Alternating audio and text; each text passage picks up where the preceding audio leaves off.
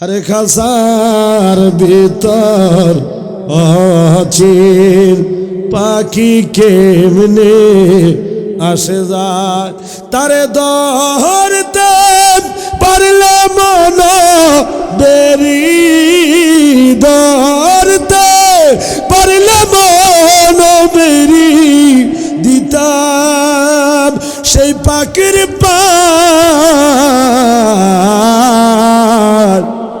কেবলে আসে যায়। জোরে জোরে কল্লা মারহাবা। এক ব্যক্তি প্রশ্ন করলেন, ইয়া রাসূলুল্লাহ, নবী গো, পানি খাইতে খাইতে যদি পানি শেষ হইয়া যায় আমি কি খাইব?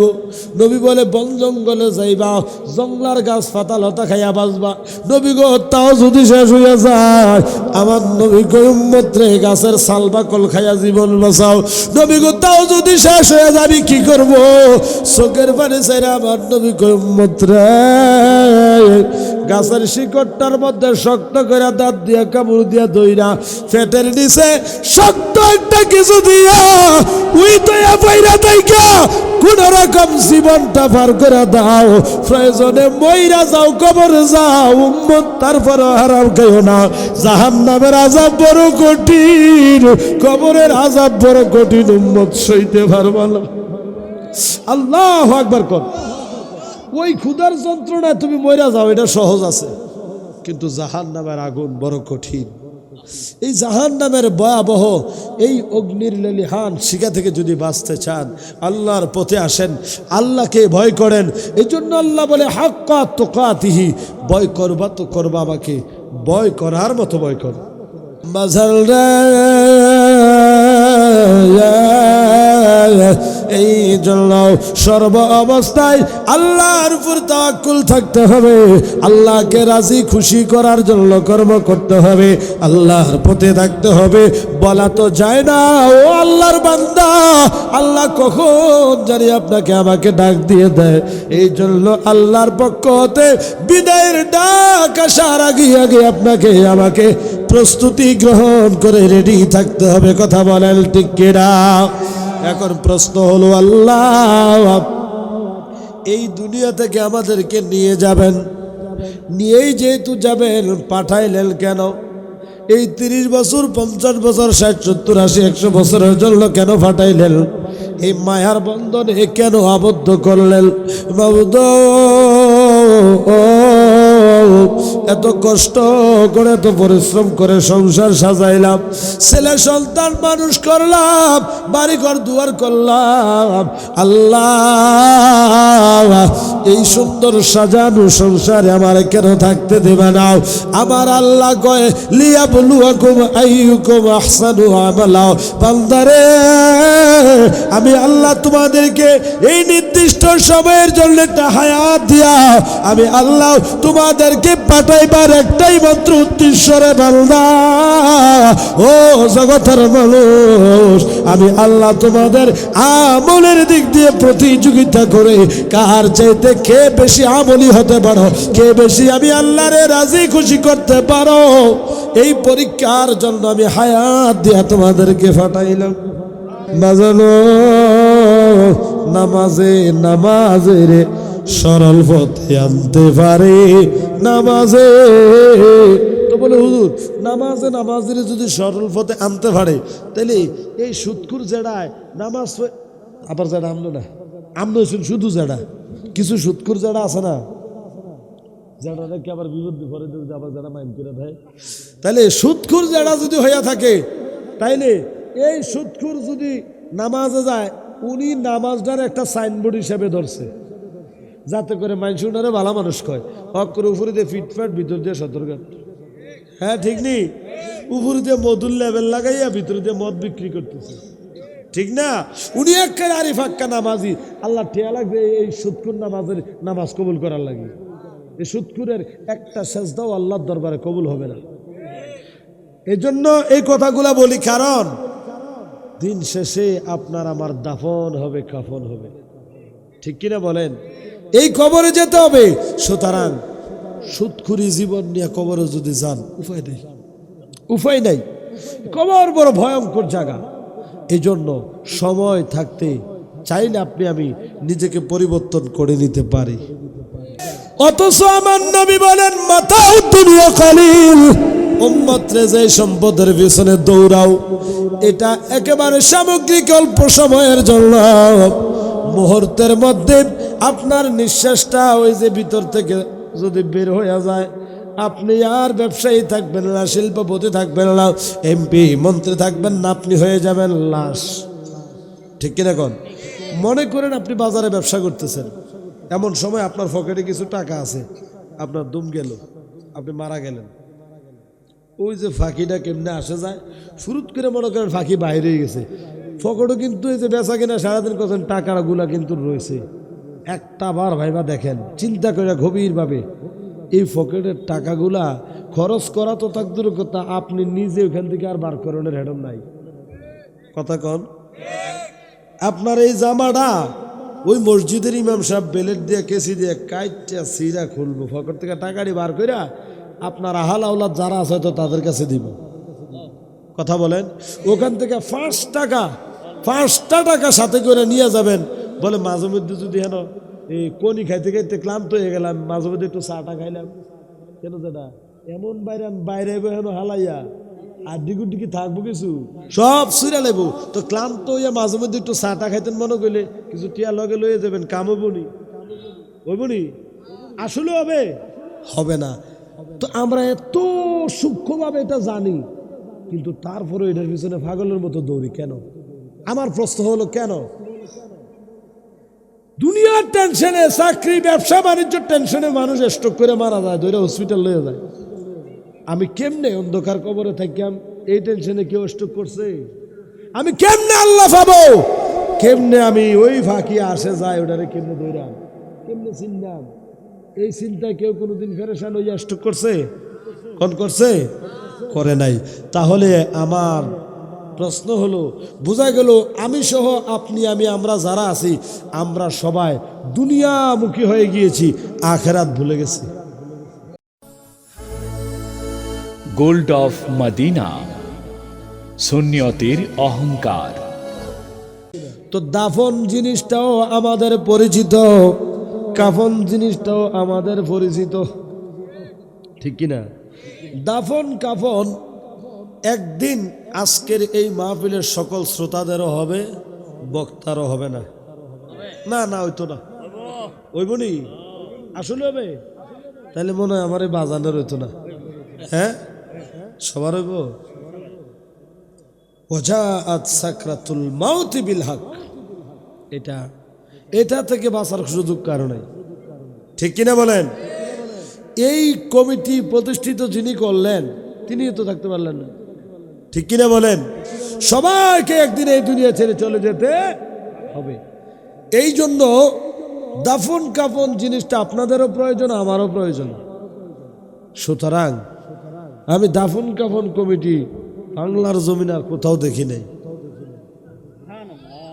তাহলে এই দাফন কাফন কমিটি যদি থাইকা থাকে, এটা কিশোরগঞ্জের করিমগঞ্জ উপজেলায় আছে। আবার এই কমিটি যিনি প্রতিষ্ঠিত করে গেছে, এবারও দাফন করে দিচ্ছেন আপনারা, রেহাই দিচ্ছেন না মাগার। হ্যাঁ, আমার দাদা কইছে, আপনারা আগে চিনি তাহলে আজকের থেকে আপনি হেসা আছে আমার দাদাই মার হাবাগন জন্মের পরে আমি আমার দাদা দেখছি না, আজকের থেকে এটাই আমার দাদা। মাঝে মধ্যে গেলে আমি বেড়াইতাম আমার দাদা, কোনো অসুবিধা নেই। আমার দাদি আছে নি? আসলে আছে, না থাকলে বানাই আলাম দরকার হলে দাদি। মার হাবাগন বানান যাইব, আপনার রাজি? মার হাবাগন দেখছেন নি? আর তো হারে না দাদা, চেঁচা গুয়া খা, বিয়ের কথা শুনলে দাদা তুত্তুরে দাদা। মার হাবা বলেন না? আল্লাহ আল্লাহ হায়াত দারাজ করুক, আমিন। এই মুরব্বীগুলো আমাদের জন্য মাথার ছাতি। ধীরে ধীরে আমরা মুরব্বী হারাইতেছি, ঠিক না? এই মুরব্বীরা মজলিসের জন্য রহমত। যখন আল্লাহর কাছে যখন হাত বাড়ানো হয়, এই দাড়ি ফাঁকা মুরব্বীগুলার যখন দেখে আল্লাহ কয়, ও ফেরেস্তা চা, তোরা তো কইছিলি না বানাইতাম, চাস না, বুড়ো হয়ে গেছে, চুলদারি সাদ হয়ে গেছে, চামড়া বইটা গেছে, এখনো কেমনি বেড়ায় কান্তা সাবার কাছে হাত বাড়াইয়া যা, বই মুরব্বীরা ছিল, বাকি সবার মাফ করে দিলাম। এই জন্য আমরা যারা ইয়াং বয়সের আছি, ভাববেন না যে আপনারা বুড়া হবেন না। মুরব্বীদেরকে সম্মান করতে হবে, ঠিক কিনা বলেন? ছোটরা মুরব্বীদেরকে সম্মান করবে, বড়রা ছোটদেরকে আদর স্নেহ করবে। এটা ইসলামের একটা শিক্ষা, ঠিক কিনা বলেন? আল্লাহ আমাদেরকে কবুল করুক, সকলে বলি আমিন। তো সম্মানিত হাজিরিন, তাহলে এই দাফন কাফন যেটা আপনার আমার আমাদের সকলের জীবনে ঘটে যাবে, এই দাফন কখন করে, এই কাফন কখন পড়ানো হয়? আপনি আমি জীবিত আছে যতক্ষণ এই দাফন কাফন হবে না ততক্ষণ। এই দেহ থেকে রুহুটা বের হতে দেরি আপনার আমার সবার একটা পরিচয় হয়ে যাবে।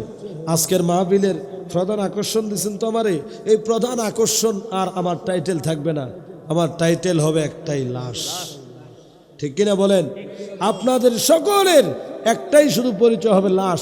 ওই লাশ যখন হয়ে যায় তখন তাদেরকে কাফন পড়ানো হয়। ধনী হোক আর গরিব হোক, নারী হোক কিংবা পুরুষ হোক, একই কালারের কাপড় বাজার থেকে ক্রয় করে ওই কাফনের কাপড়টা আপনাকে পড়ানো হবে, ঠিক কিনা বলেন? এই জন্য ভাইয়েরা আমার, বেঁচে যতদিন থাকবেন এটাকে বলা হয় হায়াত। হায়াত আছে যতদিন আপনি বেঁচে থাকবেন অতদিন। হায়াত যখন শেষ আপনি তখন আর বেঁচে থাকবেন না, জীবিত থাকবেন না, মৃত হয়ে যাবেন। এখন এই হায়াত আপনার আমার মধ্যে থাকবে কতদিন এটা আপনারাও জানেন না, আমিও জানি না। পৃথিবীর কোনো আলেম, বড় জ্ঞানী, কোনো ডক্টর, কোনো মুফতি, কোনো মুহাদ্দিস কেউ বলতে পারবে না কার হায়াতটা কতদিন থাকবে, কারণ হায়াত এবং মৌতের মালিক যিনি, জুড়ে বলেন তিনি কে? এই জন্য ভাইয়েরা ভূমিকায় তেলাওয়াত করেছিলাম, আল্লাহ বলেন আল্লাযী খালাকাল মাউতা ওয়াল হায়াতা লিয়াবলুয়াকুম আইয়ুকুম আহসানু আমালা।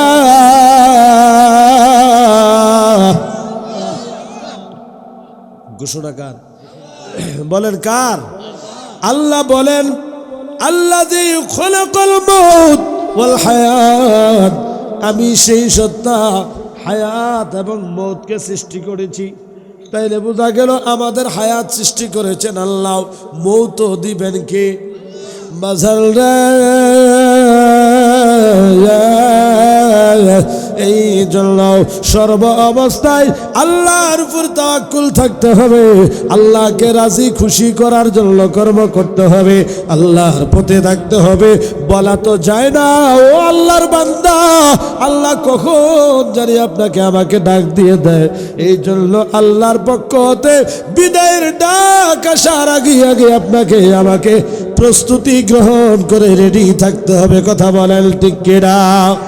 এখন প্রশ্ন হলো, আল্লাহ এই দুনিয়া থেকে আমাদেরকে নিয়ে যাবেন, নিয়েই যেহেতু যাবেন পাঠাইলেন কেন?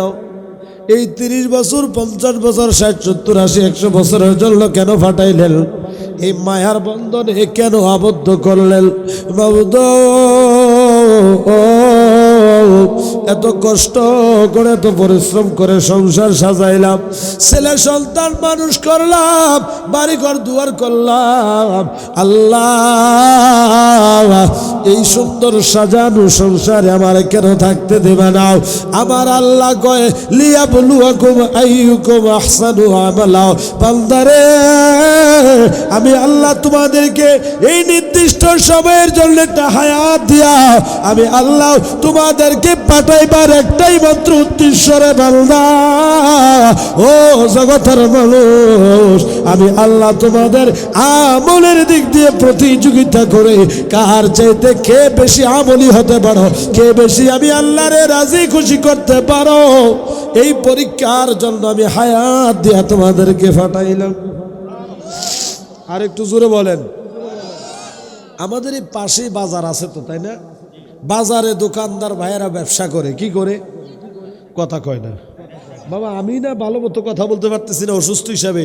আমি দোয়া করি আল্লাহ আপনারা সুস্থ রাখছে, আরো সুস্থ রাখুক। আপনারা যদি দোয়া করেন তাহলে আল্লাহ আমারও সুস্থ করব। আল্লাহ সুস্থ করতো না, না সুস্থ হওয়ার দরকার নাই। কালকে মাহফিলের তরফ থেকে, আগামী দিনের তরফ থেকে ছুটি লয়ে এলাম, আমার দাদার কাছে বেড়াইলাম।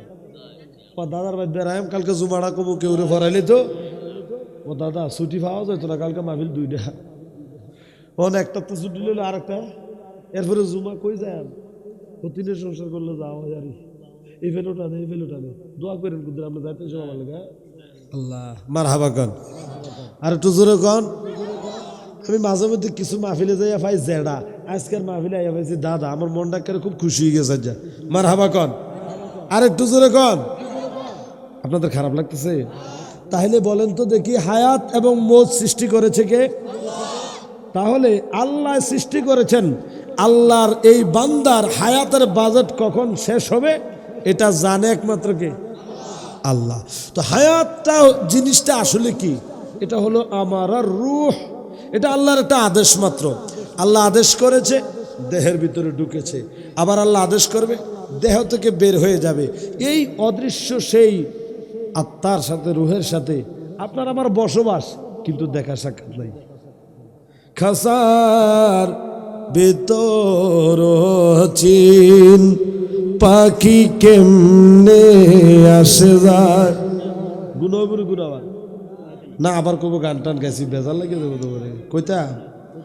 আরে খাসার ভিতর অচিন পাখি কেমনে আসে যায়, তারে ধরতে পারলে মন বেরি, ধরতে পারলে মন বেরি দিতাম সেই পাখির পার কেবলে আসে যায়। জোরে জোরে কন্যা মারহাবা। তো বাজারে ব্যবসায়িকরা ব্যবসা করে, তাদের মধ্যে একটা প্রতিযোগিতা আছে, কার চাইতে কে বেশি ইনকাম করতে পারে, কার চাইতে কে বেশি বড় ব্যবসায়ী হতে পারে। আমার দোকান একটা আছে, আমি আরেকটা করে লাগলে ভাড়া দেয়, মাসে মাসে ভাড়া পায়, ঠিক না?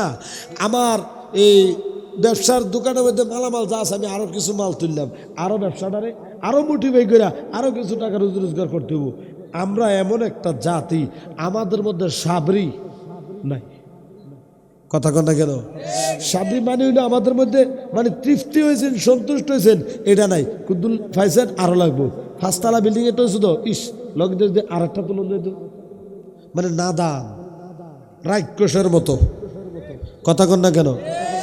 অথচ আমার নবী বলেন, মাতাউ দুনিয়া কালিল, উম্মতরে যে সম্পদের পিছনে দৌড়াও, এটা একেবারে সামগ্রিক অল্প সময়ের জন্য।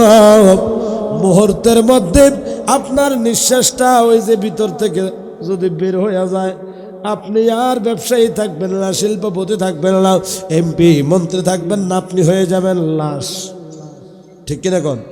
মনে করেন আপনি বাজারে ব্যবসা করতেছেন, এমন সময় আপনার পকেটে কিছু টাকা আছে, আপনার দুম গেল, আপনি মারা গেলেন। ওই যে ফাঁকিটা কেমনে আসে যায়, শুরুত করে মনে করেন ফাঁকি বাইরে গেছে, পকেটও কিন্তু এই যে বেচা কিনা সারাদিন করছেন, টাকাগুলা কিন্তু রয়েছে। একটা বার ভাইবা দেখেন, চিন্তা করে গভীরভাবে, এই পকেটের টাকাগুলা খরচ করা তো থাক দূর কথা, আপনি নিজে ওখান থেকে আর বার করানোর হেডম নাই। কথা কন? আপনার এই জামাটা ওই মসজিদের ইমাম সাহেব বেলেট দিয়ে কেসি দিয়ে কাইটা সিরা খুলবো, পকেট থেকে টাকাটি বার কইরা আপনার আহাল আওলাদ যারা আছে তো তাদের কাছে দিব। কথা বলেন? ওখান থেকে 5টা টাকা সাথে করে নিয়ে যাবেন। বলে মাঝে মধ্যে যদি হেন এই কনি খাইতে খাইতে ক্লান্ত হয়ে গেলাম, মাঝে মধ্যে একটু চাটা খাইলাম, কেন দাদা এমন বাইরে হেন হালাইয়া আর ডিগুটি কি থাকবো, কিছু সব সুরা লেবো। তো ক্লান্ত হইয়া মাঝে মধ্যে একটু চাটা খাইতেন মনে করলে কিছু টিয়া লগে লইয়ে যাবেন, কাম হবনি, হইবনি? আসলে হবে? হবে না। তো আমরা এত সূক্ষ্মভাবে এটা জানি, কিন্তু তারপরে এটার পিছনে পাগলের মতো দৌড়ি কেন? আমার প্রশ্ন হলো কেন? দুনিয়ার টেনশনে, চাকরি ব্যবসা বাণিজ্য টেনশনে মানুষ স্ট্রোক করে মারা যায়, ধরে হসপিটাল লয়ে যায়। আমি কেমনে অন্ধকার কবরে থাকলাম, এই টেনশনে কেউ স্ট্রোক করছে? আমি কেমনে আল্লাহ পাবো? কেমনে আমি ওই ফাঁকি আসে যায়, ওটারে কেমনে দৌড়াম, কেমনে চিনলাম? এই চিন্তায় কেউ কোনোদিন ফেরেশান হইয়া স্ট্রোক করছে? কোন করছে? করে নাই। তাহলে আমার প্রশ্ন হলো, বোঝা গেল আমি সহ আপনি, আমরা যারা আছি, আমরা সবাই দুনিয়ামুখী হয়ে গিয়েছি, আখেরাত ভুলে গেছি। ঠিক কিনা বলেন? এই জন্য ভাইয়েরা আমার, গভীরভাবে মনোযোগ দিয়ে লক্ষ্য করবেন। এই দুনিয়া চিরদিন থাকার জায়গা নয়। এই দুনিয়ায় আল্লাহ আপনাকে আমাকে ব্যবসা বাণিজ্য করে টাকা পয়সা রুজি রোজগার করলেন, অথবা লেখাপড়া করে চাকরি খুঁজলেন, চাকরি পাইলেন, ভালো মানের বেতন পাইলেন, চাকরি পাইলেন, এবার আপনি বিয়ে শাদী করলেন, সংসারে হইলেন, ছেলে সন্তান হইল। শুধু এগুলাই করার জন্য আল্লাহ আপনারে আমারে ফাটায় নাই, আরো কিছু উদ্দেশ্য আছে না নাই? وَمَا خَلَقْتُ الْجِنَّ وَالْإِنسَ إِلَّا لِيَعْبُدُونِ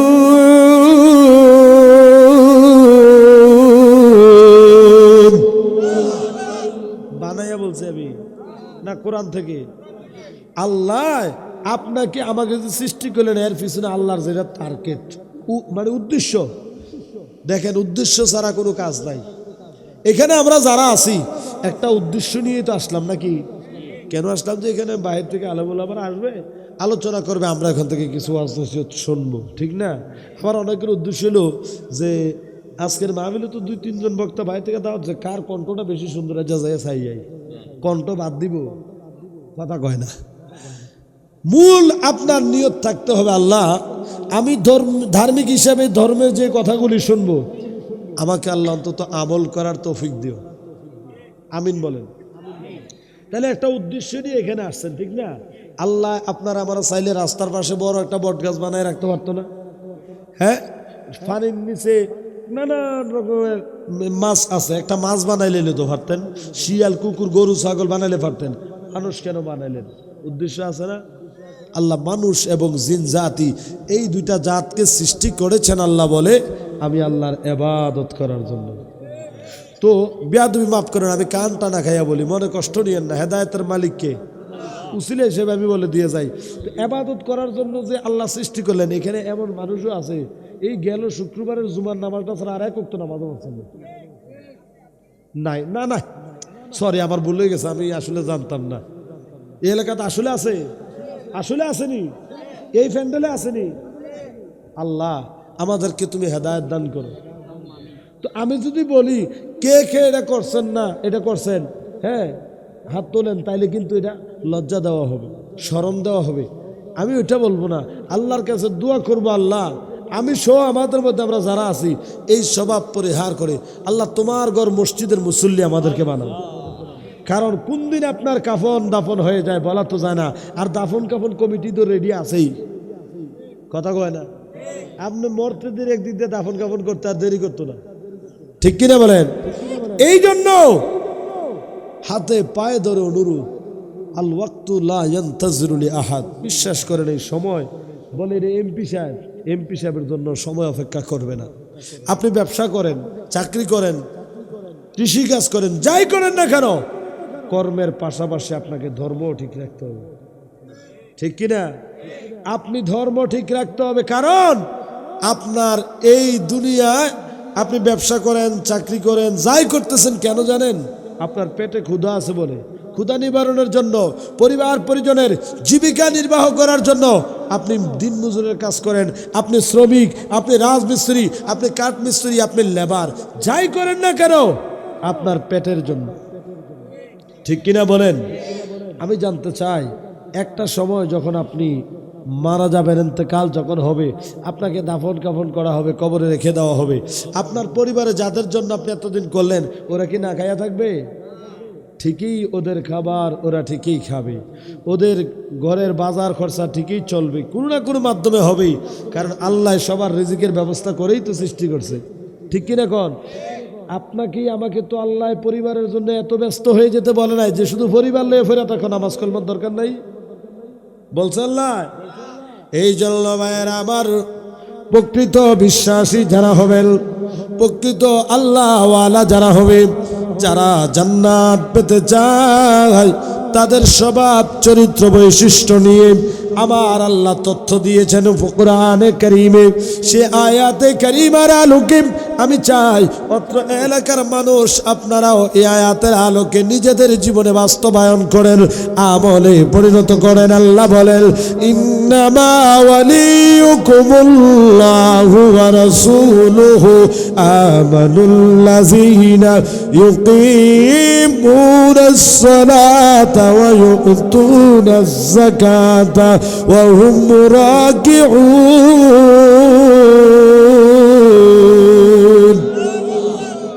আমার ভাইয়েরা গভীরভাবে মনোযোগ দেন, অন্তরের কান লাগান।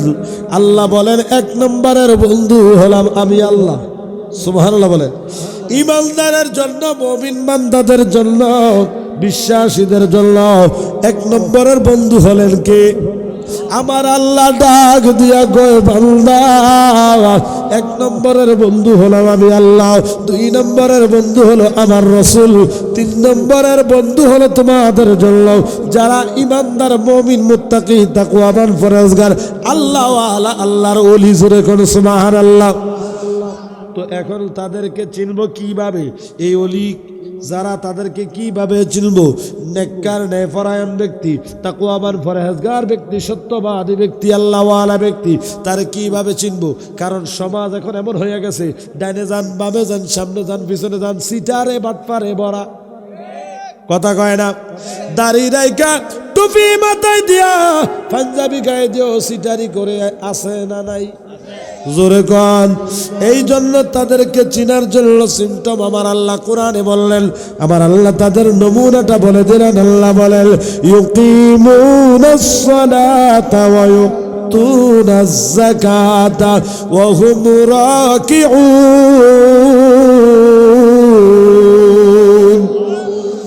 আল্লাহ বলেন, এখানে মসজিদ আছে তো না? কোন দিকে? এটাই মসজিদ। মাশাআল্লাহ, ওয়াজটার জন্য দরকার। হাবাগন আর একটু জোরে বলেন না মারহাবা। আল্লাহ বলেন, ওই সকল মুমিন মুত্তাকিদের চিনার একটাই নমুনা, সেটা হলো আকিমুস সালাত, তারা সালাত কায়েম করে, ওয়া আতুজ যাকাত, এবং তারা যাকাত প্রদান করে, ওয়ারকাউ মা'আর রাকিন, এরা রুকুকারীদের সঙ্গে রুকু আদায় করে। তাহলে একসাথে একাধিক রুকুকারী রুকু আদায় করে কোথায়? মসজিদে যখন জামাত হয়, একসাথে অনেকেই জামাতে রুকু করে, ঠিক কিনা বলেন? আবার এই অভিজ্ঞতা অনেক ইমাম সাহেবদের আছে, ফজরের নামাজ রক্ত অনেক সময় ইমাম সাহেব আর মুয়াজ্জিন ছাড়া কেউ নেই। এরকম ঘটেনি মাঝে মধ্যে? ভাই ঘটে না? এরকম মারাত্মক ঘটনা মাঝে মধ্যে ঘটতে যায়। আচ্ছা, এটা কি আনন্দের সংবাদ না দুঃখের সংবাদ? নিতান্ত এটা লজ্জাজনক। কারণ বাইনাল আবদি ওয়াল কুফরি তারকুস সালাহ, একজন মুসলমান আর কাফেরের মধ্যে পার্থক্য নির্ণয় করার মাধ্যমে হইল নামাজ, ঠিক কিনা কন? এখন এর বাজারে কুদ্দুসের চা দোয়ানো, কুদ্দুস নামে কেউ আসেন জানি, কেউ আবার এবার হলো ধরে আগে। হ্যাঁ, আচ্ছা ধরেন নাহলে আসার আমরা আবুল ভাইয়ের চা দোয়ানো, আজান দিচ্ছে মসজিদ, আবুল ভাইয়ের দোয়ানোর মধ্যে বইয়া ওই দিলীপ বদ্দাও চা খাইতেছে, আর আমরা খুরশেদ মেয়েও বইয়া বইয়া চা খাইতেছে, আজান হইতেছে। নামাজের মধ্যে দিলীপে তো যাইতো না, কারণ দিলীপ হইল হিন্দু। দিলীপ দা, ওই দিলীপ দা আরে কথার কথা সান্না যারা কি সুন্দর করে আস, আর যারা আপনি দাঁত ফেরে গেছে, সর্বনাশ। আমার দাদারও দাঁত নাই, জেডারও দাঁত নাই, জেডা তো লেডা লাগাইলে চোখ করে। মারহাবা কন।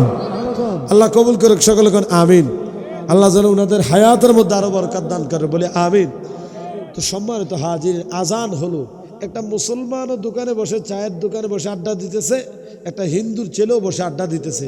আপনি কিভাবে বুঝবেন কোনটা হিন্দু কোনটা মুসলমান? আপনাকে ওই মুহূর্তে ইসলামের সৌন্দর্য বৃদ্ধি করার লক্ষ্যে আপনি চা খাইতেছেন, ওখান থেকে সাথে সাথে আপনি উঠা মুসলমান হলে মসজিদের দিকে চলে যাবেন। তাহলে মানুষ দেখলে পরে বুঝবে এই লোকটা যেটা বসে রয়েছে ওটা হিন্দু, আর যেটা চলে যেতেছে ওই নামাজ পড়ার জন্য ওইটা মুসলমান, ঠিক কিনা বলেন? তাহলে এই স্বভাব মুসলমান জাতি হিসাবে আপনার আমার জীবনে বাস্তবায়ন হোক। আমরা কে কে চাই? ডান হাত তুলে দেখান। আল্লাহু আকবার, আল্লাহু আকবার। সকলে বলেন মারহাবা। আল্লাহ যেন কবুল করে, বলি আমিন। তাহলে এখান থেকে আমরা কি শিক্ষা পাইলাম এই আয়াতের ব্যাখ্যায়? আল্লাহ বলেন প্রকৃতপক্ষে যারা ন্যায়পরায়ণ আল্লাহওয়ালা তাকওয়াবান মুত্তাকি মুমিন বান্দা, তাদের বৈশিষ্ট্য আকিমুস সালাত, তারা সালাত কায়েম করে, ওয়া আতুস যাকাত, তারা যাকাত প্রদান করে, ওয়ারকাউ মা'র রাকিন, এরা রুকুকারীর সঙ্গে রুকু আদায় করে। সুবহানাল্লাহ বলেন। তাহলে আপনি চিহ্নিত করার জন্য একেবারে সহজ করে দিলেন। সমাজের মধ্যে কিছু লোক দেখবেন টাকা আছে, ওরা যাকাত দেয় না কিন্তু সুদে লাগায়। আমরা এই করিমগঞ্জে আবার নাই, আসলে আছে। আগে কইলেন নাকি এই কথা, তাহলে বাদ দিয়ে কইতাম, রাগ হয়ে যেত না তারা? রাগ হইল নাকি? যা দাদি ফোন দিছে, হ্যাঁ নাতি, মাশাআল্লাহ, আল্লাহ কবুল করে করা, আমিন। কথা কন মুরব্বী মানুষ বাড়ি এসে আবার ভিডিও চিন্তা করবো কেন? তুদরে সেই বলেন আল্লাহুম্মা সাল্লি আলা মাওলানা ওয়া আলা আলি সাইয়্যিদিনা। আমার ভাইরা কষ্ট হয়, তাহলে আমি জানতে চাই, টাকাওয়ালার যখন টাকা হবে, ওই ব্যক্তি যদি মুমিন হয়, ইমানদার হয়, বিশ্বাসী হয়, জান্নাতে যেতে যদি চায়, জান্নাতে যদি হইতে চায়, তাকওয়াবান যদি হইতে চায়, ওই টাকাওয়ালা টাকা কি সুদে লাগাইব না যাকাত দিব? জোরে কন। তাইলে এবার চিহ্নিত করার জন্য টাকাওয়ালা ওই ব্যক্তি কি সুদখোর নাকি আল্লাহরে ভয় করে নেওয়ালা তাকওয়াবান ব্যক্তি, এটা চিহ্নিত করার জন্য আপনাকে মাধ্যম জানিয়ে দিলাম। যারা আল্লাহকে ভয় করার মতো করে ভয় করবে, যারা পরকালে শান্তি চায়, কবরের জগতে গিয়ে তারা জান্নাত পেতে চায়, ঈমানদার মুমিন মুত্তাকি যারা, তারা তাদের শতকরা সম্পদের 2.5% যাকাত তারা কি করবে? অর্থ তারা গরিব মিসকিনের মধ্যে বন্টন করবে। ঠিক নি? ঠিক নি?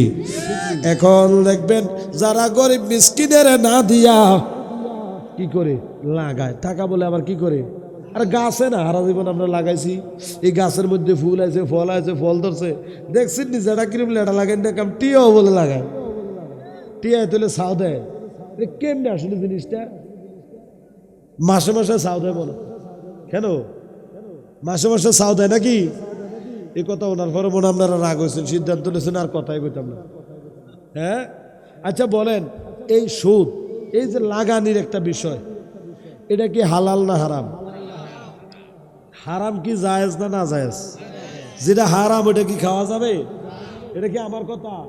আপনারা আমার লগে রাগন কিতে দেখাও, রাগ হইলে আল্লাহর লগন। আল্লাহ বলে ইয়া আইয়ুহান্নাসু কুলু মিম্মা ফিল আরদি হালালান তাইয়্যিবা ওয়া লা তাত্তাবিউ খুতুওয়াতিশ শাইতান ইন্নাহু লাকুম আদুউম মুবিন।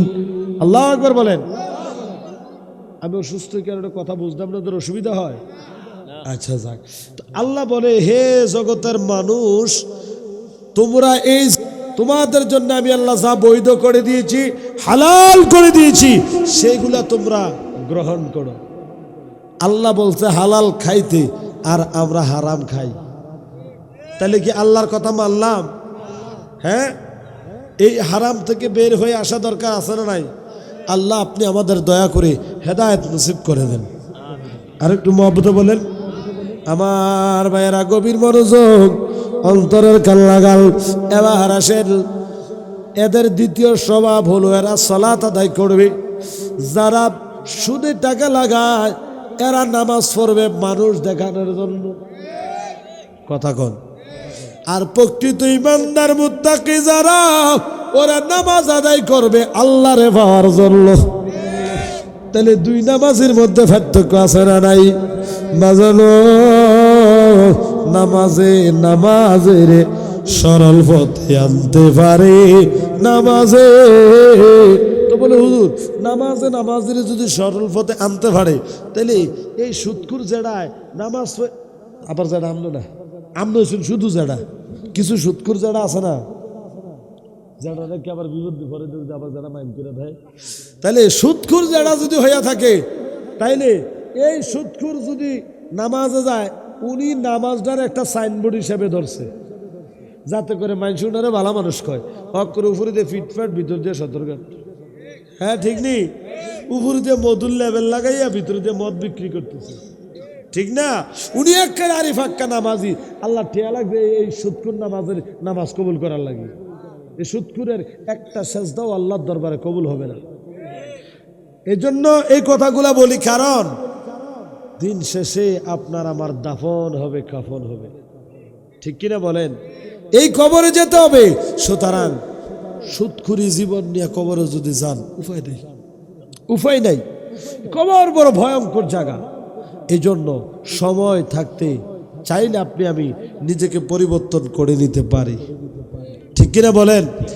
এই জন্য আজকের এই মাহফিলে প্রয়োজনে একজন একজন করে আমার কাছে আসেন, আমি পায়ে ধরবো। বাবা, আমার সাথে রাগ করেন না, আমার কবরে আমি যাব, আপনাদের কবরে আপনারা যাবেন। আমার আমলগুলো আমার সাথে, আপনাদের আমল আপনাদের সাথে, কারো আমল কারোর সঙ্গে যাবে না।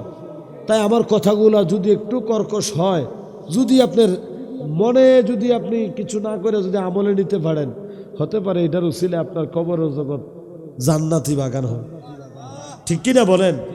এই জন্য উসিলা হিসেবে আমি বলি, আপনার কবরে গিয়ে আপনি শান্তিতে থাকলে আমার বাড়িতে 5 তলা বিল্ডিং উঠতো না। আমার বাড়িতে 5 তলা বিল্ডিং উঠানোর দরকারও নেই, কারণ আমার দেশের বাড়ি হলো খাগড়াছড়ি। কি সরি? খাগড়াছড়ি। আমরা দেশের যে পাহাড়, আর আমার বাড়ি এমনি তো যে পাহাড়ের উপরে, আপনারা টিয়া খরচ করে 5 তলা বিল্ডিং বানান, আমরা মনে করেন এই টিয়া খরচ করে বানান। এমনি আমাদের যে টিলে আপনারা 5 তলার সমান। কথা কেন কিরে? আমরা টিয়া খরচ করেন ছাড়াই যেটা 5 তলা না 6 তলার উপরে আছে আল্লাহর মতো। আপনারা আমার বাড়ির 5 তলা তুলে দেওয়ার লাগতো না। শুধু আমি চাই আমার নবীর সামনে যে অন্তত পক্ষে এটা বলতে পারি, নবী গো, আমার আমল নাই, আমার বন্দিগি নাই। ওই করিমগঞ্জের মুসলমানগুলা, এই নিয়ামতপুরের মুসলমানগুলা আমার উসিলা হিসেবে ওইখানে কথা বলার জন্য সুযোগ করে দিছে।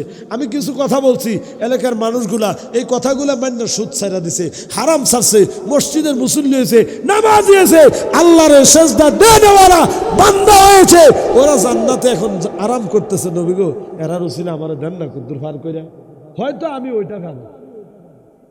আমরা একসাথে জান্নাতে নবীর সাথে থাকতে চাই কিনা? তাইলে হারাম থেকে আমাদেরকে বের হয়ে আসতে হবে। তাইলে বলেন, আজ থেকে সুদ কি চলবে না বন্ধ? প্রয়োজনে না খাইয়া থাকবো, প্রয়োজনে না খাইয়া থাকবো। মনে রাখবেন, আল্লাহ আপনার উপাসে মাইরা লাইতো না। আল্লাহু খায়রুর রাজিকিন, উত্তম রিজিক দেনওয়ালাকে। রিজিকের মালিক কে? রিজিকের মালিক কোনো সমিতি না, রিজিকের মালিক কোনো সুদ্দইন্না না, ঠিক কিনা বলেন? আপনি যদি এই সুদে বিশ্বাসী হন, এই হারামে যদি বিশ্বাসী হন, আমাকে বলেন তো রাসূলের কোন সাহাবীটা এরকম সুদে টাকা লাগাইতো? তারা যেমন তো টাকা না, হ্যাঁ তারা দেশে ধরল রিয়াল, তারা লাগাইতে এরকম শুনছেন নি কোনোদিন? হ্যাঁ, তাহলে আমরা কেন করি? এটা থেকে আমাদেরকে বের হয়ে আসা দরকার। কারণ আপনি আমি যত ইবাদত বন্দেগী করি, এই শুনেন, এই সমস্ত ইবাদত কবুল হওয়ার একটা শর্ত আছে, সেটা হলো হালাল খাইতে হবে। কি খাইতে হবে? নবীজি বলেন, কোনো ব্যক্তির শরীরে যদি 1 ফোঁটা রক্ত বা 1 ফোঁটা মাংস কোনো হারাম খাদ্য থেকে অর্জন হয়েছে, নবীজি 3 বার বলেছে লা ইয়াদখুলুল জান্নাহ, তার জন্য জান্নাত হারাম। আপনি আবার যত বড় নামাজি হন, তাইলে বাবা যার জায়গা থেকে একটাবার চিন্তা করেন, কি হবে আপনার নামাজ দিয়ে, কি হবে আপনার রোজা দিয়ে, কি হবে আপনার হজ দিয়ে, উমরা দিয়ে? কোনো লাভ নাই তো। আপনি যে হারাম খাইতেছেন, এই হারামের কারণে ওই হারাম আপনার সমস্ত আমলগুলা, ইবাদতগুলা ওইভাবে ধ্বংস করে দিবে, আগুন যেইভাবে শুকনা কাঠ বা লাকড়িকে ধ্বংস করে দেয়। নাউজুবিল্লাহ বলেন। তাহলে আসুন দল মত নির্বিশেষে আমরা সে হারাম থেকে বের হয়ে আসি। রাজি আছি না নাই? সবাই বলেন রাজি আছি না নাই? আল্লাহ আমাদেরকে হারাম থেকে বের হয়ে আসার তৌফিক দান করুক, বলি আমিন। আপনি আল্লাহর উপর তাওয়াক্কুল রেখে ভরসা রেখে চলেন, আপনার অল্প রুজিতেও বরকত দিয়ে দিবে কে? আরো জোরে। নবীজি বলেন, উম্মত হারাম খাইও না, প্রয়োজনে পানি খাইয়া জীবন বাঁচাও। এক ব্যক্তি প্রশ্ন করলেন, ইয়া রাসূলুল্লাহ, নবী গো, পানি খাইতে খাইতে যদি পানি শেষ হইয়া যায় আমি কি খাইব? নবী বলে, বন জঙ্গলে যাইবা, জঙ্গলার গাছ পাতা লতা খাইয়া বাঁচবা। নবী গো, তাও যদি শেষ হইয়া যায়, আমার নবী কই উম্মত রে, গাছের ছাল বাকল খাইয়া জীবন বাঁচাও। নবী গো, তাও যদি শেষ হইয়া যায় আমি কি করব? চোখের পানি ছাইরা আমার নবী কই উম্মত রে, গাছের শিকড়টার মধ্যে শক্ত করে দাঁত দিয়া কামড় দিয়া দইরা পেটের নিচে শক্ত একটা কিছু দিয়া উই দয়া পাইরা তাইকা কোন রকম জীবনটা পার করে দাও। প্রয়োজনে মইরা যাও, কবরে যাও উম্মত, তারপর হারাম খাইও না। জাহান্নামের আযাব বড় কঠিন, কবরের আযাব বড় কঠিন, উম্মত সইতে পারবা না। আল্লাহু আকবার কর।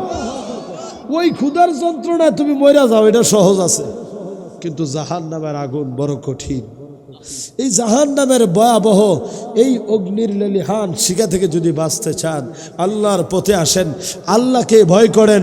এই জন্য আল্লাহ বলে, হাক্কা তুকাতিহি, ভয় করবা তো করবা আমাকে, ভয় করার মতো ভয় কর। সুবহানাল্লাহ বলেন। ভাইয়েরা আমার, গভীরভাবে মনোযোগ দিয়ে লক্ষ্য করেন, আল্লাহরে প্রকৃতপক্ষে ভয় করার মতো যারা ভয় করবে, এই তো কয়েকদিন পর রোজা আসতেছে। আর কয়দিন বাকি যারা, কতদিন? আর বেশি নেই, হয়তো 12-13 দিন আছে আর কি, ঠিক না? এরপরে রোজা আসতেছে। প্রকৃতপক্ষে আমার আল্লাহরে ভয় করার মতো যারা ভয় করবে, এরা দিনের বেলা কখনো খানা খাইবে না।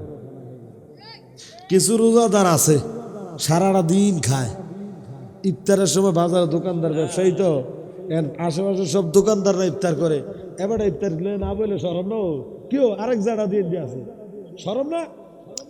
এখন এই বড় গামলা না দান 2 টান দিয়ে সারাদিন খাইছে, ইফতারের সময় ইফতার নিয়ে বসছে।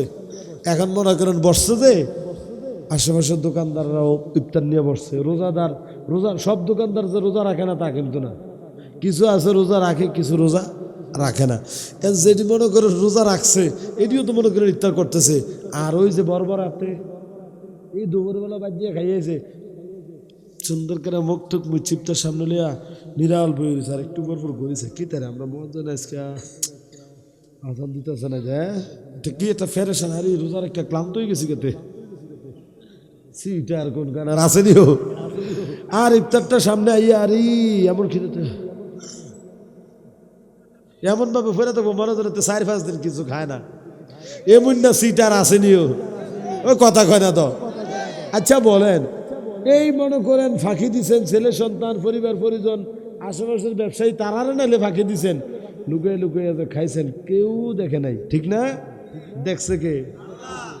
কি জবাব দিবেন এই কবরে জন? এই দাফন কাফন কমিটির তারা মিললে জন আপনারা দাফন করে নেব, জবাবটা দিবেন কি? আমার একটু কম কোনো জবাব আছে?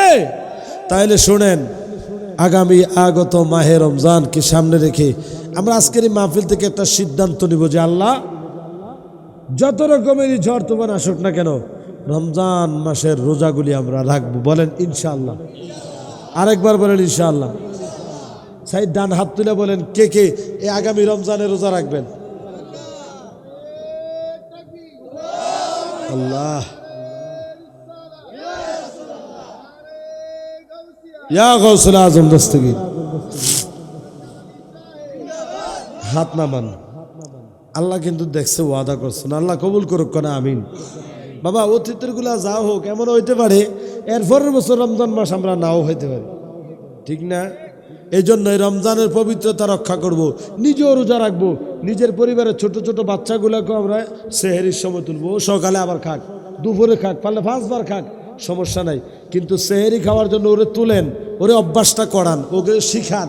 এই সেহেরি খাওয়াতে বারাকাত আছে, এটাতে সুন্নত আছে, আছে না নাই? অনেকে আমরা এই থাক বাচ্চা মানুষের ঢাকার দরকার নাই, না, আপনি নিজেও উঠবেন, আপনার সন্তানকেও তুলবেন। ও সেহেরি খাই আবার ঘুমায় যাক, দরকার হলে সকালেও আবার নাস্তা খাইবে, সমস্যা নাই। কিন্তু এটা একটা প্র্যাকটিস, এটা একটা শিক্ষা। ইফতারের সময় হ্যাঁ বাচ্চারা বিরক্ত করবে, জ্বালায়, ওই জন্য এরা দূরে সরাই দিয়া ওই মোবাইল একটা দিয়ে বসায় রেখে তারা না জানার মতো ইফতার করে না, অসম্ভব, এটা করবেন না। এই ইলেকট্রনিক মিডিয়াটা বাচ্চার চোখের সামনে দিবেন, এটা তার জন্য ক্ষতিকর। আপনি বাচ্চাগুলো সহ সাথে নিয়ে ও ফালাইয়া দেখ নষ্ট করুক, ওরে নিয়ে ইফতার করেন, আমার আল্লাহ খুশি হবেন। ওই বাচ্চাটা শিক্ষা গ্রহণ করবে। নাইলে যে যুগ আসতেছে এখন তো মনে করেন তারাবি কমাইতেছে 8 রাকাত 10 রাকাত 12 রাকাত। হ্যাঁ, কয়েকদিন পরে দেখবেন যে কেবল রোজাও লাগতো না, ইফতারও লাগতো না। হ্যাঁ হ্যাঁ, ঠিক না? এই বাদামি এডি মনে করেন বাড়তাছে, দিন আইতেছে ইত্যাদির কথা কয় না। বাদামি ইত্যাদি যেমনি জোয়ার দিয়ে উঠতেছে, কয়েকদিন পরে কবেন তো তারাবি লাগতো না। হ্যাঁ ঠিক না? আল্লাহ, হ্যাঁ আল্লাহ আমাদেরকে হেদায়েত দান করুক। এই দিন আসার আগে আল্লাহ আমরা মরণ দিয়ে দাও, মরা দেখে দরকার হলে আল্লাহ, ঠিক আছে নি? তারপরে এর দুর্দিন যেন আমরা দেখতে না হয়। তো এই শিক্ষাটা আপনি পারিবারিকভাবে আপনার সন্তানকে চালু রাখেন, নাহলে উদূর ভবিষ্যৎ বড় কঠিন। শুক্রবার জুমার নামাজের পরে মা বাবার কবর একটু জিয়ারত করতে যান, সাথে আপনার বাচ্চাটাকেও নিয়ে যান। নাইলে আমি বললে কবরে কুত্তাও মুত্ত না। কথাটা যদিও শুনতে খারাপ, এটা বাস্তব। এই জিয়ারত লাগবে না, মুনাজাত নাই, এই নাই সেই নাই, একদল বাদাম্মা কি কি কি ডরে, তারা মানে ডরে কেন, জোরে কেন, তারা কি বাদাম্মার ঘরের বাদাম্মা। ডান হাত ধরে বলা ঠিক কিনা? খালি শরীরটা ভালো না, না কষ্ট নেই যা সব তরকারি খায়। হ্যাঁ, এটির থেকে আমরা দূরে, ঠিক কিনা বলেন? আল্লাহ বলে কু আনফুসিকুম ওয়া আহলিকুম নারা, নিজেও বাঁচো নিজের আহালকেও বাঁচাও। তাহলে আপনি জিয়ারত করলে আপনার সন্তানটা শিখবে। আপনার ফুট পাঠাইছেন বিদেশ, এত 3-4 বছর সৌদি আরব থেকে বিদেশ করে আইসি রে, আপনার ফুট আব্বা বেদা করা যাচ্ছে না কেন রে ফুট? এটা তো সৌদি আরবে নাই, ফিসা দিয়ে ফিরি তোর কপাল বেড়ায়, বেড়া তোর সৌদি আরব বেড়ায় ফিসা দিয়ে ফিরি। কথা কয় না? সৌদি আরব কোনো মুসলমানের দলিল হতে পারে? বলুন হতে পারে? সৌদি আরবের মধ্যে নড়িগিরি নাই, ব্যবসাগিরি নাই, তো ওইটা না তুলনা কর। জিয়ারত করতে এসে কেন জিয়ারতের তুলনা করতে এসে বেড়া? মুসলমানের দলিল করে সৌদি আরব না, মুসলমানের দলিল হলো কোরআন এবং সুন্নাহ, ঠিক কিনা বলেন? সৌদি আরবরা আমরা সম্মান করি এই কারণে, কারণ ওই আরবের জমিনে আমার নবী কদম রাখছে, ঠিক কিনা বলেন? আর নাহলে আমরা এদিকে ফিরে চাইতাম না। কথা কন না কেন? এই জন্য বলবো সতর্ক হওয়া দরকার। সুতরাং আগত মাহে রমজানকে আমরা সম্মান করব। শুনেন, বুখারা নামক একটা শহর ছিল, ওই শহরের মধ্যে একজন খ্রিস্টান পাদ্রী যে আগুনের পূজা করতো, অগ্নি পূজক। ওই অগ্নি পূজক রমজান মাসে রোজার দিন, হ্যাঁ, মুসলমানরা বাজার দিয়ে হাঁটা যাইতেছে। ঠিক এমন সময় ওনার ছোট একটা সন্তান হাতের মধ্যে কি একটা জানি এটা খাইতেছে, আর বাপের লাগে হাত ধরে ধরে যাইতেছে। এখন বেটা যদিও হিন্দু, ফুতের ঠাস করে গালের মধ্যে একটা থাপ্পড়, যে এটা মুসলমানরা বাজার সরম না, এরা সবাই সারাদিন না খাইয়া থাকে, হ্যাঁ এটা তারা ধর্মের নিয়ম, হ্যাঁ সবাই খানা দানা খায় না, এরা সামনে দিয়ে তুই খানা খাইয়া যাইতে ফোলা দেখ রে করে খাই, তুমি তো কুতুর আগে খাইছো, ও না আমি খাইতেছি দেখে আমার মারো। ছোট মানুষ কান্দা দেয় না ভাই করে, তুমি তো কুতুর আগে খাইছো, ও না আমি খাইছি তুই তুমি আমার মারছো। ছোট্ট মানুষ রাগ হয়ে গেছে, এত বাড়িত নিয়ে নিচ্ছে বা তুমি রাগ হয়েছো, মনে কষ্ট করে রাগ হইতাম না, আপনি তো খাইলেন সেই সময় কেউ কিচ্ছু করছিনি আপনারে, আমি খাওয়ানো নাম আমার মারছেন, মারা ভাগান না। ছোট মানুষ এমন না, তখন আদর করে কইতেছে বাবা রে এটা মুসলমানদের বাজার, এটা মুসলমানদের বাজার। মুসলমান ধর্মের নিয়ম হলো রমজান মাসে ওরা সকল পানাহার থেকে নিজেকে বিরত রাখে, কেউ খাবার খায় না। তাদের এই সমাজ দিয়া, তাদের এই বাজারে দিয়ে আসতে সময় তুমি খানা খাইতেছ, ওখানের এই শৃঙ্খলাটা তুমি নষ্ট করছো, এই জন্য আমি তোমার শাসন করছি, বাবা তুমি মনে কষ্ট নিও না। কিছুদিন পর এই লোকটা মারা গেল। তখনকার সময়ের বুখারার একজন আল্লাহওয়ালা, আল্লাহর বুজুর্গ ওই ব্যক্তিকে স্বপ্নে দেখলেন। কারে? অগ্নি পূজক যে থাপ্পড় মারছে। স্বপ্নে দেখার পরে কথাবার্তা হলো, জিজ্ঞেস করলো তোমার কি অবস্থা? ওই অগ্নিপূজক বলতেছে আমি অনেক আরামে আছি, আমি জান্নাতের মধ্যে আছি। আর একটু জোরে। এবার এই কথা শোনার পর ওই আল্লাহওয়ালা বুজুর্গ প্রশ্ন করলেন, অগ্নিপূজক তুমি তো একটা বিধর্মী ছিলা, তুমি তো আগুনের পূজা করতা, তুমি কেমনে জান্নাতে জায়গা পাইলা? দুই চোখের পানি সারা কান্দে আর কজুর। সময় থাকতে আমি বুঝলাম না, যদি বুঝতাম আমি তখন থেকে ইসলাম গ্রহণ করে মুসলমান হয়ে যাইতাম। শুনেন, আমি মুসলমান হই নাই তো কি হয়েছে? আমি মুসলমানদের বাজার দিয়া রমজান মাসে দিনের বেলায় আমার সন্তানকে নিয়ে যাইতেছিলাম। আমার বাচ্চাটা, একটা ছোট্ট বাচ্চা খাবার খাইতেছিল। আমি আমার বাচ্চাটারে মুসলমানদের রমজান মাসকে সম্মান করে সামাজিকতাকে রক্ষা করার জন্য আমি আমার সন্তানটারে শাসন করে একটা থাপ্পড় দিছিলাম। আল্লাহ রমজান মাসকে সম্মান করার কারণে এমন খুশি হয়েছে, আমার জীবনের গুনাহ মাফ কইরা আমারে মুসলমান বানাইয়া, ইমানদার বানাইয়া আমারে জান্নাত দান করে দিছে। একজন অগ্নি পূজক যদি মুসলমানদের রোজাকে এইভাবে সম্মান করার কারণে যদি এই নিয়ামত পাইতে পারে, বাবা আমরা মুসলমানের ফুতায় এর চেয়ে বড় কিছু আমার আল্লাহ দিতে পারে? এই পারে কি পারে না? তাহলে সিদ্ধান্ত নিব আজকে মাহফিলে আমরা আগামী আগত মাহে রমজানের সকল রমজানের এই প্রত্যেকটা রোজা আমরা রাখার চেষ্টা করব। আল্লাহ যেন প্রত্যেকটা রোজা রাখার তৌফিক দান করে। আরো জোরে বলেন আমিন। আমার ভাইয়েরা, তাহলে শুনেন, এই রমজান মাসে রোজা যারা রাখবেন, এই রমজান মাসের রোজাগুলি আপনার আমার জন্য জাহান্নাম এর মাঝখানে পার্টিশন হবে, দেওয়াল হবে। জাহান্নামের যে আগুন, আমার নবী বলে উম্মত, ওই জাহান্নামের আগুনের তাপ রোজাদার ব্যক্তির গায়ে লাগবে না। রমজান মাসের রোজাগুলা তার পাশে দেওয়াল হইয়া দাঁড়াইয়া যাবে। ওই দেওয়াল হইয়া ঢাল স্বরূপ তাকে জাহান্নামের আগুন থেকে বাঁচাইবে। তাহলে বলেন, এই রমজানের রোজা আমরা রাখা দরকার আছে না নাই? এই রমজান মাসের রোজা বলেন, 5 ওয়াক্ত নামাজ বলেন, ইবাদত বন্দেগী যা কিছু বলেন না কেন, সমস্ত ইবাদতগুলা কবুল হওয়ার একমাত্র শর্ত হলো হালাল খাওয়া।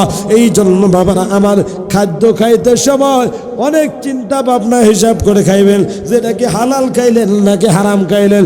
কারণ হারাম খাদ্য যেই ব্যক্তি খাইবে, তার আমল, ইবাদত বন্দেগী, রোজা, নামাজ কোনো কিছুই আমার আল্লাহ দরবারে কবুল হবে না, হবে না। কথা বলেন ঠিক কিনা? আল্লাহুম্মা সাল্লি মাওলানা ওয়া আলা আলি সাইয়্যিদিনা আল্লাহুম্মা সাল্লি আলা মাওলানা মুহাম্মদ ওয়া আলা আলি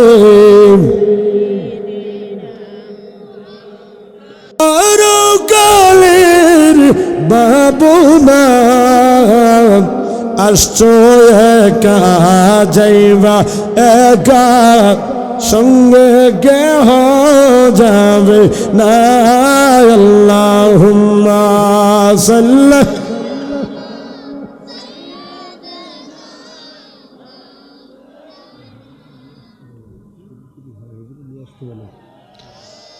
সাইয়্যিদিনা মাওলানা। আব্বার আমার কষ্ট হইতেছে আসলে। দেখেন, আজকের এই মাহফিলে আমি আসার কথাও না, দাওয়াতও রাখতাম নইলে, কারণ আজকের এই দিনটা আমার জীবনে অত্যন্ত বড় একটা হৃদয় বিদারক দিন।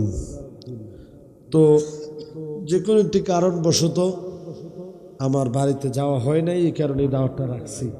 হ্যাঁ, তো আজকের এই তারিখটা ফেব্রুয়ারি 5 তারিখ, আমি আমার ভাইজানকেও বলছিলাম, সালটা ছিল 2021 সাল, ফেব্রুয়ারি 5 তারিখ। যেই মা আমাকে গর্ভে ধারণ করেছেন, দুনিয়ার আলো দেখিয়েছেন, সেই মা এই তারিখে দুনিয়া থেকে বিদায় হয়েছে। এবং সেই তারিখে আমিও ভীষণ অসুস্থ। তা আসলে জবান রক্ষার্থে, যাতে করে এলাকার মানুষজন এতদিনের আশা, এতদিনের স্বপ্ন দাওয়াত দিচ্ছে, ঠিক না? না আসলে বাজে মন্তব্য করে এবং মনে কষ্ট নেই, এটা স্বাভাবিক। আমার বেলায় আমিও নেব, ঠিক না? কিন্তু আমি যে আসলে সত্যিকারের তো অসুস্থ, এটা তো আপনারা আশা করি বুঝতে পারছেন, তাই না? আপনারা দেখতেছেন, কিন্তু আমি আসছি, এটাও সত্য। যতটুকু কথা বলছি, বিশ্বাস করেন, আমি কল্পনাও করতে পারি না যেটুকু কথা বলতে পারবো। তারপরে কিভাবে জানি আল্লাহ বলাইছে 103-এর কম হবে না জ্বর, মিনিমাম 103 হবে। তোর ভাই যিনি দাওয়াত করছে উনি তো ডাক্তার, আমি ভাই আগে আমার ওষুধ খাওয়ান, এরপরে যা আছে।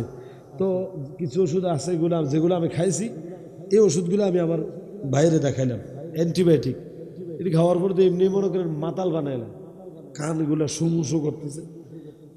আলহামদুলিল্লাহ, এরপরও আল্লাহ দয়া করেছেন, আল্লাহ পাকের মেহেরবানি এই পর্যন্ত কিছু কথা আমি আপনাদের সামনে বলছি। এমন কথাগুলা বলছি যে কথাগুলা আমারও প্রয়োজন, আপনাদেরও প্রয়োজন।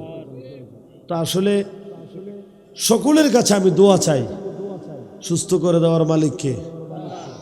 সুস্থতা অসুস্থতা এটা আল্লাহ পাকের পক্ষ থেকে নিয়ামত, ঠিক কিনা?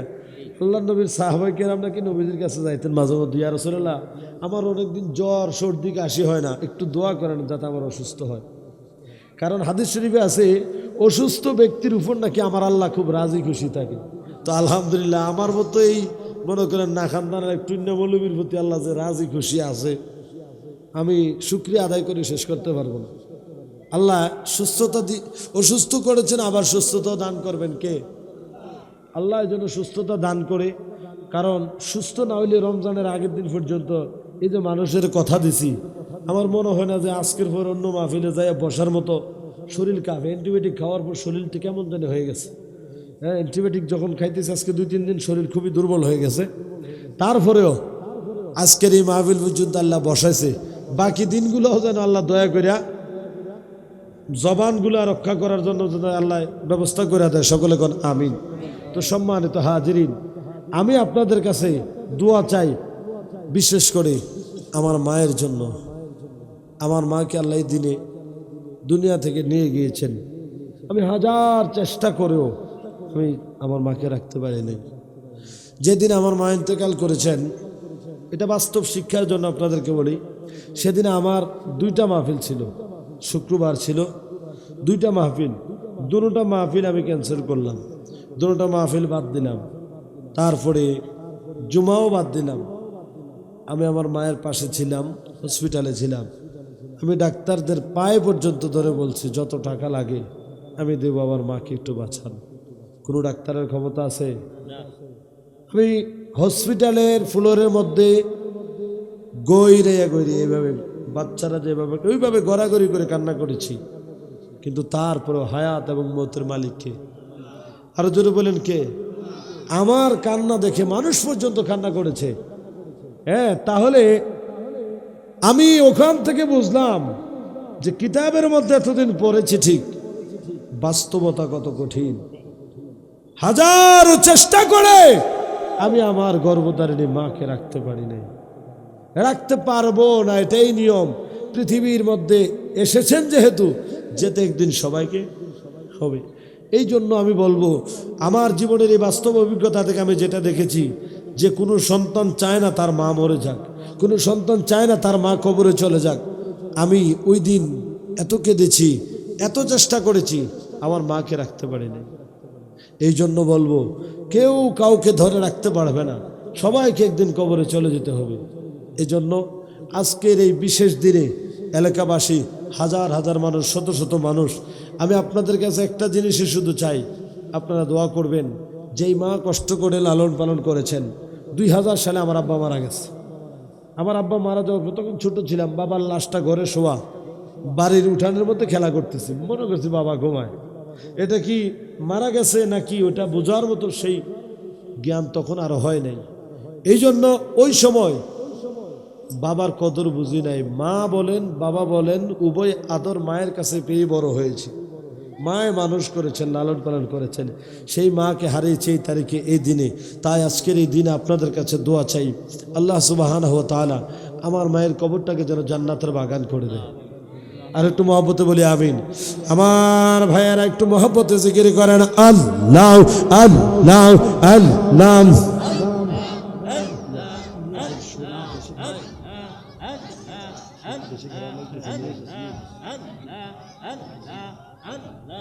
আল্লাহ আল্লাহ মুজাহিদি ভাইয়ে আইব রে বলে, অসুস্থ অবস্থায় জিকির করি মাহফিলে বাইয়ে আইয়েছে। মারহাবা। মাশাআল্লাহ, নারায়ে তাকবীর, নারায়ে রিসালাত। সকলে বলেন মারহাবা। আর একটু মহব্বতে বলেন